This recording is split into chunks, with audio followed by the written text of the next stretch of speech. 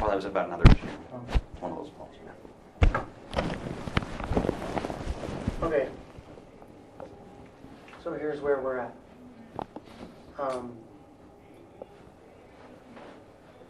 I believe that, because I think it's very important for you to understand where I'm at, where I'm coming from, and what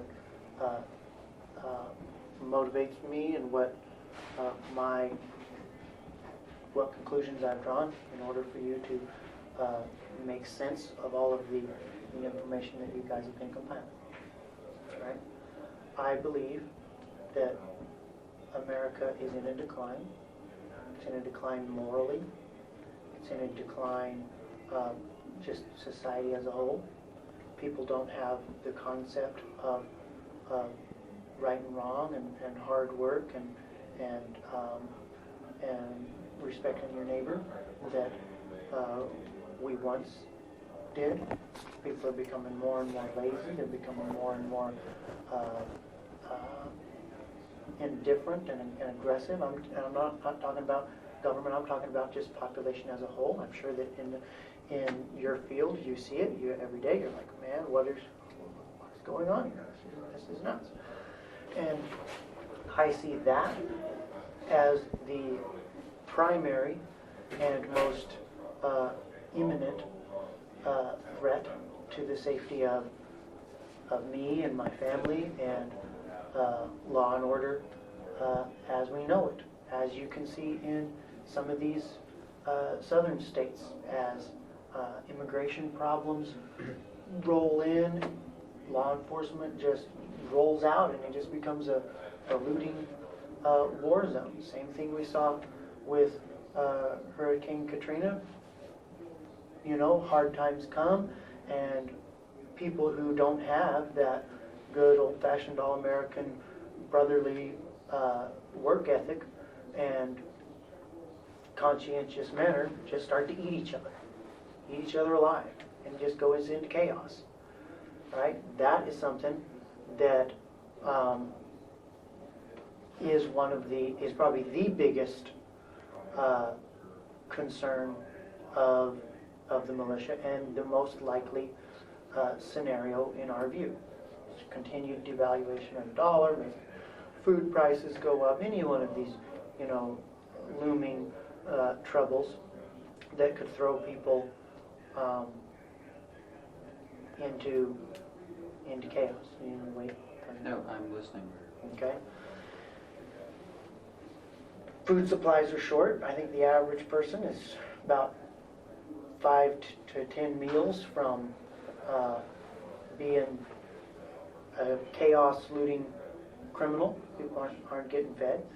And in a situation like that, I think that good people, good men who care about their families and who believe in law and carrying yourself well would need to come together and maintain order for themselves and for their families. I think that is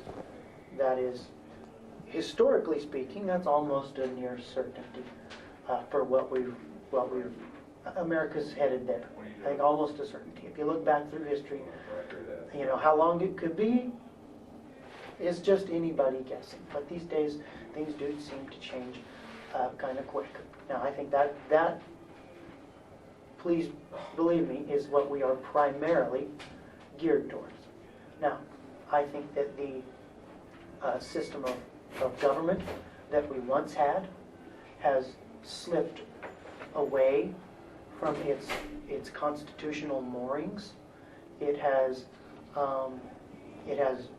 become so convoluted and so complex that the judges and the attorneys, the people that are supposed to execute the law, apply the law, can't even tell what the law is. I mean, there's just so much. There's a law to support, and then there's 2 laws to condemn, and it's just convoluted. And I think that's going to continue. I think that we're going to see further debasement of the currency, and we're a 30-minute press conference away from, at any one time, from the dollar being rejected as the world currency. And then, when that happens, then all of a sudden it's not desirable in other countries. All of a sudden they quit taking it. All of a sudden people's income or the dollars that they've had saved won't buy bread anymore, won't raise the rent because the value of the dollar will just plummet. And we'll see that in the form of rocketing prices. And at a time like that, the men in the militia need to be prepared.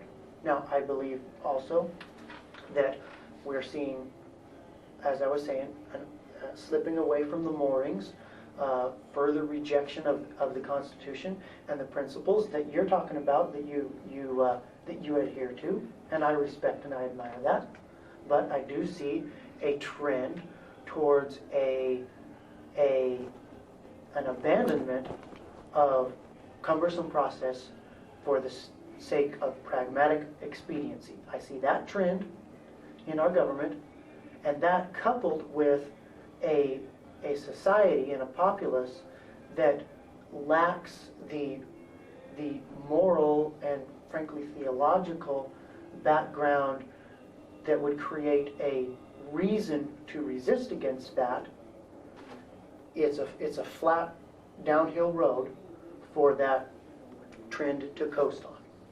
Now, that if you use the same cookies, if you use the same ingredients, you get the same cookies. And we've got the same ingredients as Austria 1933 right now. And so I believe it's a safe presumption that we're headed that way. Now here is our, or my, since we're talking about just me, my strategy, my tactic, my approach to that. And you may or may not agree. If you can take me at face value, then know that I'm telling you the truth. And if you can't, well, then you at least have it rolling around in your craw. Right now, we have tried to get as many people as we possibly can to see the signs of the times that An educational campaign. An educational campaign. Okay. Of we've got to return to having respect for the rights of the individual. We've got to return to obeying the Constitution, having the government obey the Constitution in all areas with reverence and respect. And that educational campaign has fallen on deaf ears for that educational campaign has fallen on a lot of deaf ears, but it has also gleaned the support and the concurrence of a lot of people. So it's been very fruitful to make people think in that way. But at the same time, people are not willing to make the sacrifices, the financial sacrifices and the convenience sacrifices that are necessary to pull us back towards respect for the Constitution and the rights of the individual and the rule of law like we've gotten away from. Now, if we were to buck our present trend and go back to that, we'd be the first nation in the history of the world to get as far gone as our culture is right now and go back. We'd be the very first one. So what I think is much more likely is that we will continue down the path of runaway inflation, which is government just printing money to fund their spending addiction, and that devalues everybody's savings and the dollars that they worked hard for until they're just broke. And then the government, that system goes bankrupt and it goes tits up, and then this big upheaval, and that's the proverbial shit hitting the fan, so to speak. And then at that point, there's an opportunity to rebuild. Now that's all fine and good, and I welcome the shakeout, because while all of these ideas like Keynesian economics and we should just print, government's the only one that can counterfeit money, that won't survive that shakeout. Whereas the ideas of natural law, higher law, the Constitution, I think those are solid enough that they will. And that'll come out on the other side. And that's the day that I'm looking towards. That's the day that I am preparing for, is after all of those people that are like, yeah, I agree with you. You're right that we're headed down the road. But, as long as I'm comfortable, I'm not going to get out there and try to reform, or try to steer the present trend. Not interested in doing that, as long as I'm comfortable. Or I'm just going to sort of casually just put like a little bit of a token effort into it. Those people, once it's collapsed, once they've lost that comfort and security, they're going to be a really receptive audience to, well, guys, electing gods to the legislature to just decide anything that they can agree on and then be the standard of right and wrong, that didn't work out too well for us. I think we need to go back to the rule of law and the Constitution and limited government, and I think that's what we need. Let's give that a try. It worked very well in the past. It'll work again right now. Let's do that. That's the opportunity. That's the time to stand up and make that say. Now, in order to get to that point, here's what we need to do. Or what I need to do. We need two things. We need to not lose our shirt in the shakeout, and we need to not be devoured by the police state as it builds up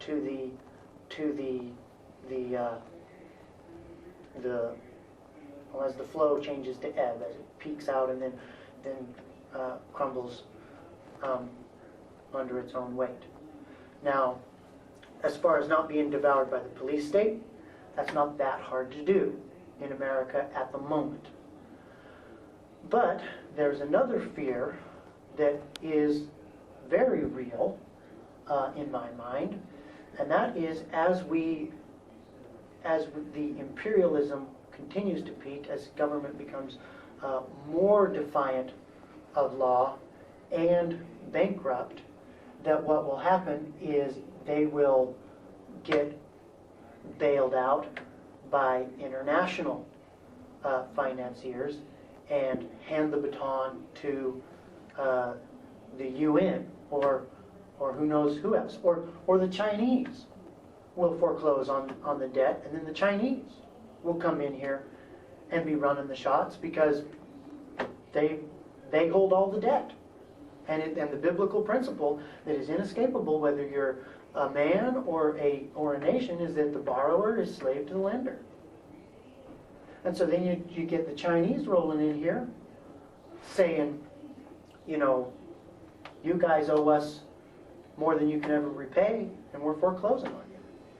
Now that is an instance where I would feel an obligation to resist. For Chinese to come in and be saying that you are on the hook for debt that the government wrapped up, that they were not authorized to do. Article 1, Section 10 of the United States Constitution says, no state shall make anything but gold and silver coin a tender in payment of debts. And the reason for that was so that they couldn't become indebted to foreign interests. And also, another part of the Constitution that needs to be adhered to is Article 3, Section 2. It says, in any case where a state shall be a party, as in the plaintiff, the Supreme Court shall have original jurisdiction. The reason for that was because the state was not to be a career litigant and a prosecutor. Prosecutions were to be done by flesh and blood civilian victims of crimes, not by a state who stands to make up revenue shortages by efficient and aggressive convictions. All right, let me stop you there. So those things are continuing. And I'm bringing this around to how this is pertinent, okay? I need to go get your food. Okay? Let me stop you there. Go get your food. I'll give you a couple minutes to eat. And then I'm going to tell you while we're done talking about that, give you a chance to rebut me, and then we'll move on. Okay? So, yes, you got more water or coffee while I'm up there? No, I'm good. Be right back.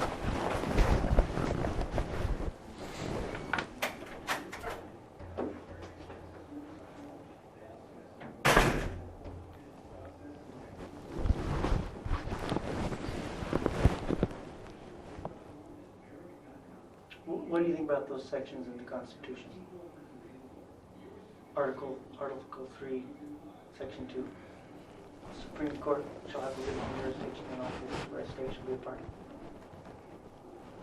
What do you think that means? Well,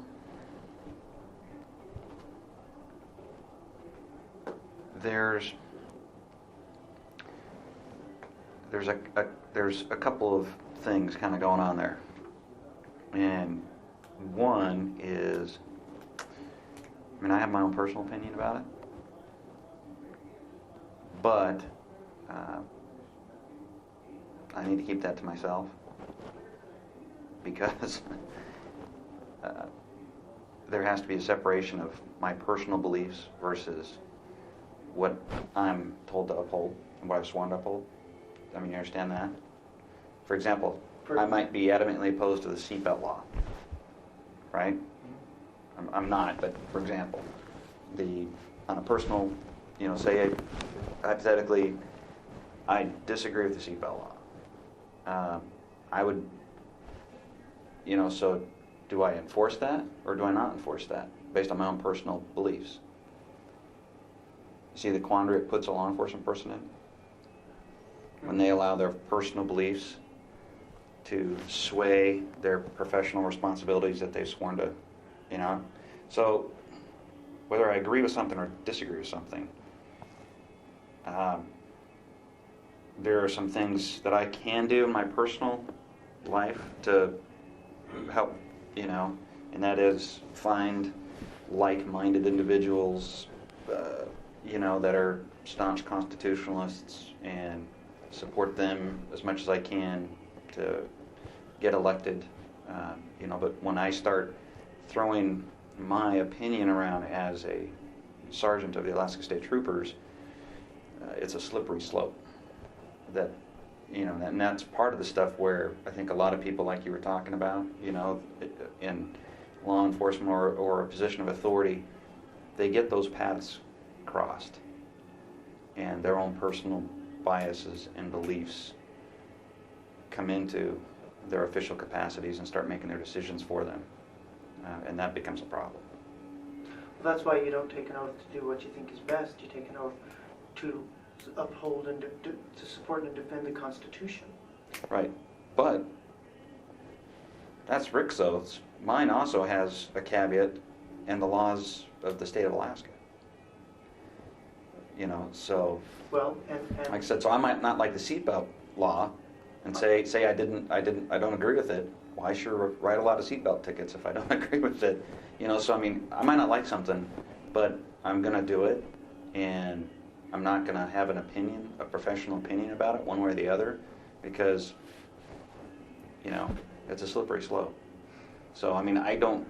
Well, that's a slippery slope too. You know what the Nuremberg trials were about, right? Well, it's not, because there's also guidelines that say a higher up or somebody like that tells me to do something, and what they're telling me to do, I know is illegal, immoral, or unethical.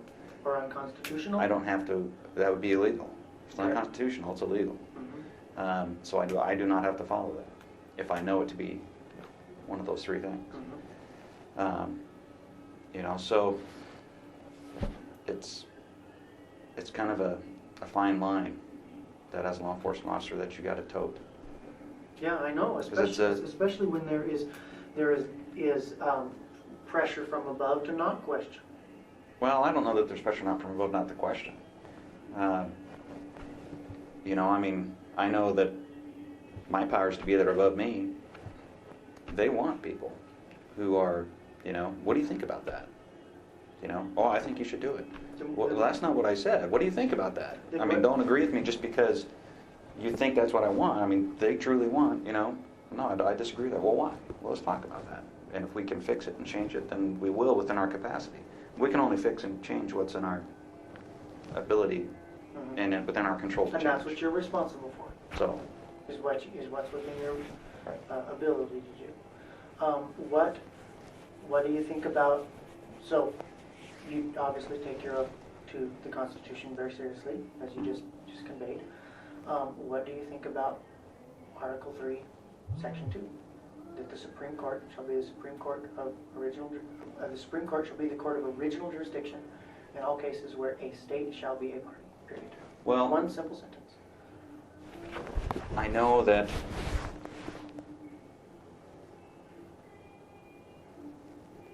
can you confirm what number Cox has for Anderson?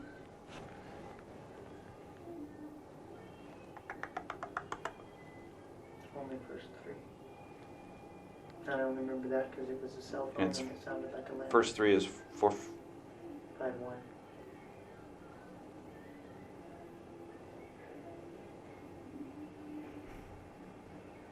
I might have to pee again. Coffee does that to me on an empty stomach.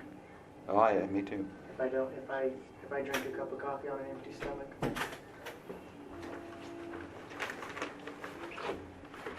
Try not to stumble across the water. I'd offer to pay for this, but Don't worry about it. Is that correct? It'll be our treat.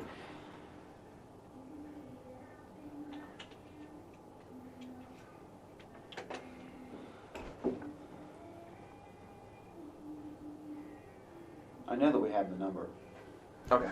because Randy Coyne has it. Right. Yeah. I knew I should have drank that coffee on an empty stomach. I'm gonna need to pee again. Can I have those cups back? And just put them on yourself and go. Where'd they go?